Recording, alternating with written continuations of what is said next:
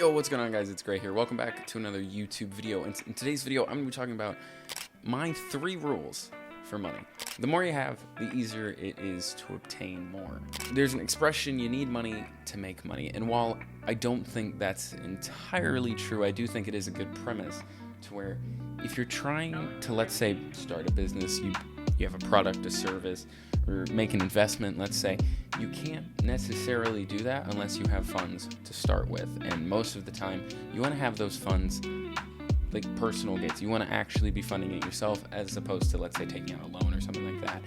So to actually have more money in the bank, it's easier to obtain more because it gives you more opportunities. It also just gives you a sense of financial security, which I think we all like to have. Another point is there is a book called The Richest Man in Babylon.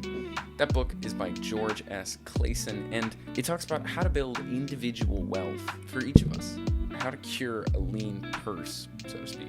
You don't just want a golden goose that lays 1 egg. You want to actually have the goose that lays many, many, many golden eggs. Or, as they say in the book, you don't just want the stream of gold to go into a few coins. You want the stream to go directly into your purse. I highly recommend that you pick up this book. And as well, if you want me to do a Billionaires Book Club episode on that book, let me know down in the comments down below. And if you haven't seen any of the Billionaires Book Club's episodes, check up in that corner. My second rule for money is money comes and goes, but it's the valleys that are more important than the peaks. I've noticed in my own financial life that that money will come and it will go. You spend it, you make it. It's just kind of the cycle of life. Now, you can have a very, very fat savings account, and this is not to counteract necessarily the first point I just made, but what I am trying to say is that bills come, random expenses pop up, car accidents happen, and sometimes your bank account will get smaller. Actually, it's going to get smaller. No matter what you do, it will always continue to go down. But what's important is that when it does go down, you try to keep it from going as low as it possibly can. You never want to be at zero. You never want to be in debt. But if you are, you want to try to make it as risk-free, even though that's not really possible. You want to make it have as low a risk as possible. Because if you look at it kind of like climbing a mountain, if you're going down a valley, it's much easier to get back to the top or at a higher peak if you don't go as low down. It also means that you're going to be in the valley less. You're going to spend less time in the lower end than you will at the higher end. And then my third rule is money comes to those who limit the time they have to earn it. Now, this is probably the most controversial of the 3. I kind of call it the law of constriction, though I don't know if that's actually what it's called. And the law basically, okay, I'll give you an example. I recently got a new job, and I'm working about 20 to 30 hours a week there.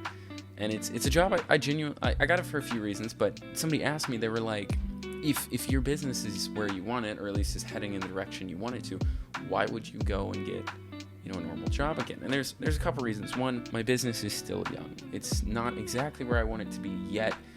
It's getting there. It's on the right track, but it's still young and still needs time to create those revenue sources in order to fully sustain me in where I want to be at.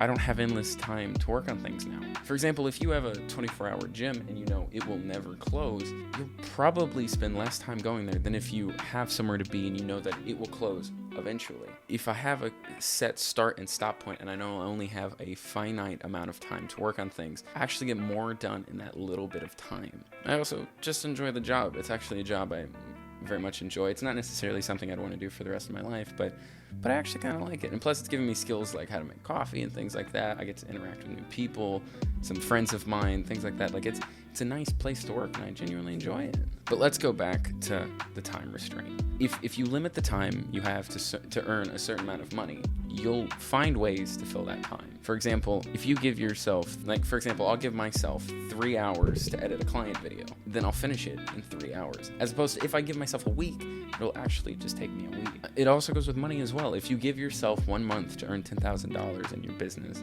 you'll probably earn $10,000. As opposed to if you give yourself a year to earn 10 grand, you might still earn $10,000, but it'll take you much longer. The other thing is, you probably are asking, well, what if I don't reach that? What if I don't finish the video in 3 hours? Or what if I don't get 10K in a month? It's a fair question. My answer is you're probably going to be farther along than had you given yourself more time. If I give myself 3 hours to edit a video and I diligently work to get that done in 3 hours, but I need a little longer, that's different than if I gave myself a week.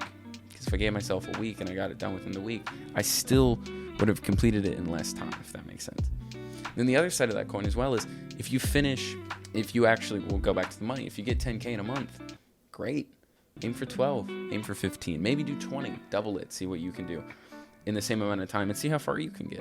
Consistently do that and you'll be growing, and that's an important thing.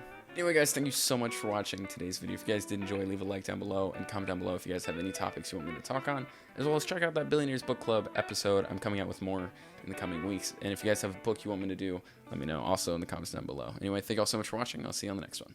Adios.